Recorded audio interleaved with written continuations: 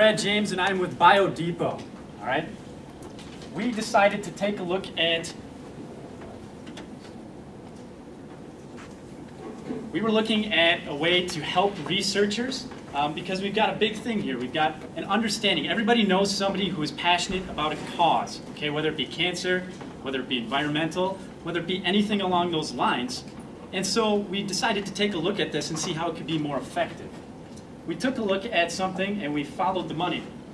So we followed the money, and it goes from donor to an organization, some like American Cancer Society, to the researcher. And we thought about it and we said, hey, there's some questions here that donors have, that researchers have, that the organization has. And the one thing that we know is the donor asks, is my money making a difference? We also know that the researcher is asking a question, how can I make more of a difference with my research? And then the donor says, prove to me that my money is making a difference. And the researcher then goes back to the organization and says, what tools can you offer me to help make more of a difference? So, the organization that we put together is BioDepot, Data and Information Management for Research, because one of the key metrics that we looked at is there's all of this data that these researchers have, and they don't know necessarily how to manage it, nor is it what they want to do. So, to show you a little bit how it works, let's say we have our researcher, Jason. He needs some glasses, so we put some glasses on him. And Jason types in his information, sends it to us, and we take a look at it, and we do some math, do some analysis, do some aggregating for him to compare it with the data we have, and we send it right back to him in an annotated form so it means more to him, adding value. All right? This is the simplest form of this. We look a little later, we go maybe 10 years down the road, we go a little further, Jason's still there, he's researching, he's got a little bit of a beard now, but that's okay, right? So, he's plugging in data, now we're bigger because we've been aggregating data, we've been compiling data, we've been leveraging data with a lot of different people all the way across the bottom, all these other researchers, all these other people who are supplying data, and we're annotating it and sending it back for more value, right? The idea here is this, look at it this way. Epic for research, right? So in a lot of ways, all they do is aggregate data and provide tools to categorize and manage it. We are trying to do a little more. So they want to look at it and be able to analyze it and build historical metrics and historical data to compare it to. So our main customers we're looking at initially are private enterprises because our biggest competitors are public. So it's free open source data. So we look at this and they want systems like this. When we talk to people in this sector, they want systems like this because they need to add value to their donors because even though they're nonprofits, they're still competing with other nonprofits who are trying to do the same things. So our biggest competitor that we found was EBI. It's a European-based company that is publicly funded and all the data is publicly shared. But the only thing they do is collect and aggregate data and do some minor sequencing. So the point is our data comes back, it's better annotated, we give more value back because we're comparing it also not just to their own data, but to other data that we have collected, and we're handing it back to them in a way that means something to them, that they want. Our revenue streams are going to be based on contracting with organizations. We're going to focus on aggregation initially and annotation, and then analysis. The researchers and the scientists want this tool.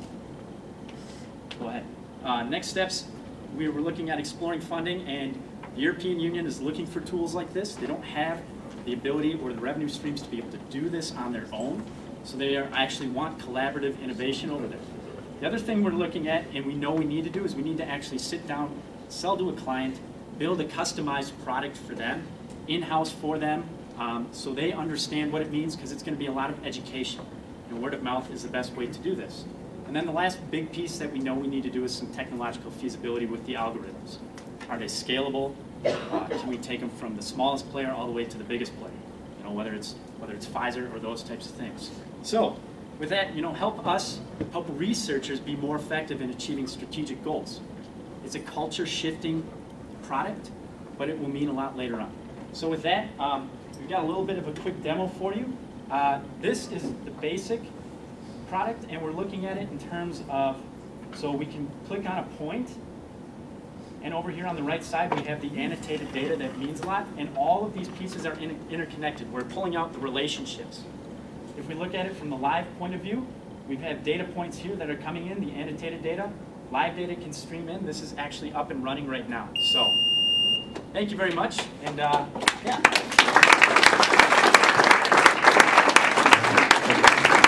Questions? I'm sure there's lots of them. So for your customer validation, Yeah. how did you contact your potential customers and what they wanted?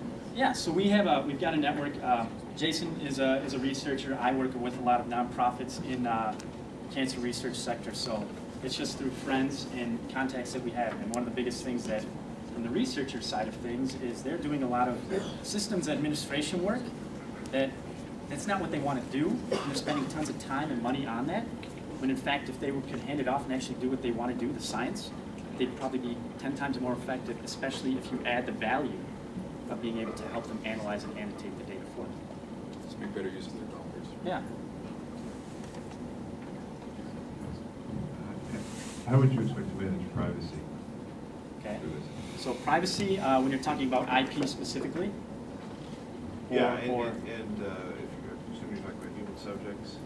Potentially, yeah. So if we focus in on the cancer side of things, that's actually another added value piece that we were looking at, is if we can develop the product and work with the compliance, with HIPAA and any compliance agencies, and say, hey, this is how we're going to set up the firewalls.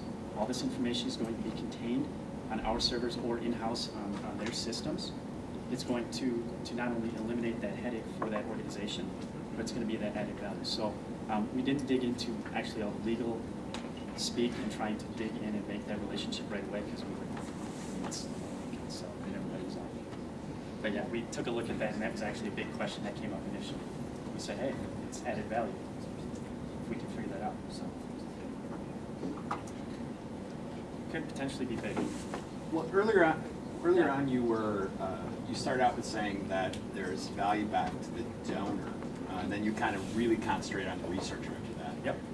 How do I, as a donor, gain something out of this that I can see? Because really, it sounds like your analysis and everything is aimed at the researcher. Yep. So, what is it that I can get? Can the judges make sure to use the mics? Just to hold Oh yeah, sorry. Yeah. So his question was, how does the donor see value in this product? So the biggest thing when talking to people in those nonprofit organizations is, so for instance, there's at least 3 organizations that are focusing on trying to find cures or treatments for lung cancer, right?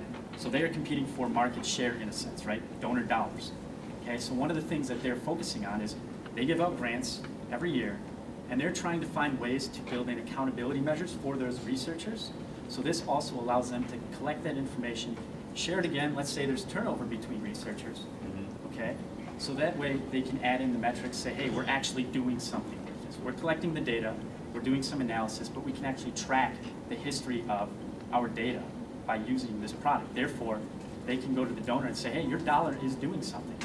We are actually being able to build historical libraries of all this data so that we can share it with all of our researchers.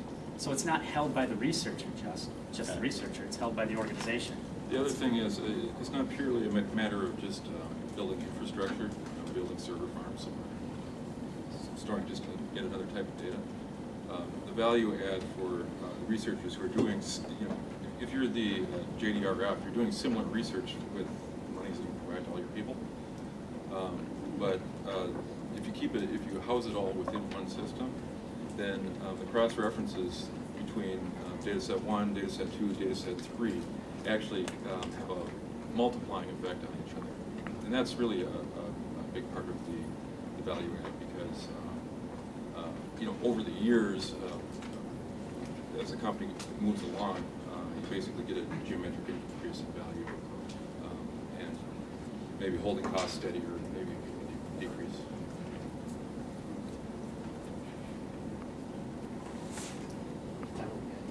Before someone else got a question.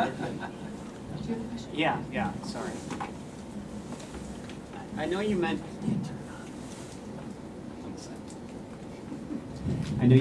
the one competitor.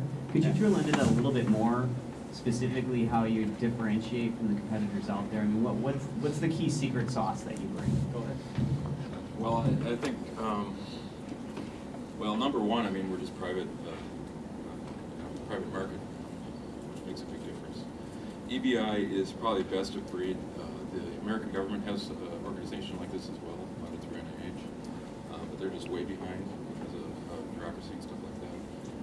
We're just able to execute far better and far more quickly and get to solutions. I mean, they have this roadmap that's huge.